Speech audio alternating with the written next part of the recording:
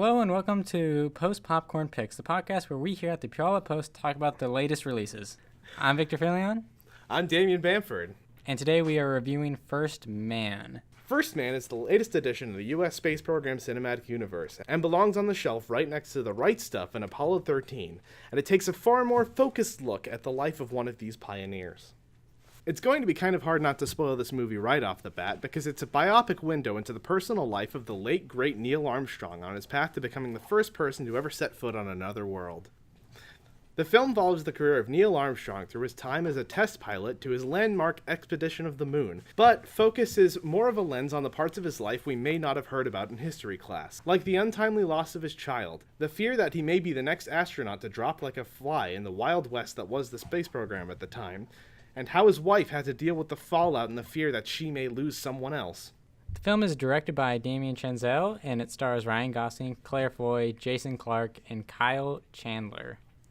Ryan Gosling was great in this movie. I've noticed in comparing this to Blade Runner 2048 and Driver that he tends to be cast in roles that have long drawn-out shots focusing on his face, emphasizing his ability as an actor to play characters who have to be the strong silent type, but are really holding back a grand coulee dam of emotion. A lot of the visuals in this movie end up being shaking cut-in shots of dials and needles twitching as a spacecraft rattles its way into the heavens, which can make a lot of the movie feel like watching the same scenes play out over and over. But I believe this is generally intended to make the viewer empathize with the sense of claustrophobia the astronauts would feel inside of those capsules. This movie does a great job of giving us a far more intimate and focused look into one of the most monolithic characters in the biggest project in our history. I'm going to give this movie a 5 out of 5, which I will admit is a bit biased, but I'm just a huge fan of space movies. So I personally thought the film was a little boring at times. I was interested the entire time, and I did think Ryan Gosling did an amazing performance, but at the end of the day, I wasn't too invested in any of the characters. Ryan Gosling's character was very two-dimensional, but I understand that's how Neil Armstrong was in person. So I guess that can't really be like a flaw.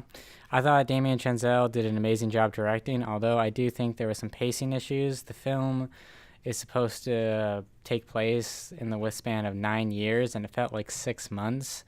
And I also thought some of his friends weren't that well developed, like when things would happen that would affect those characters. I didn't really feel that as much because they weren't on screen, and they didn't really pull the emotional weight that it should have.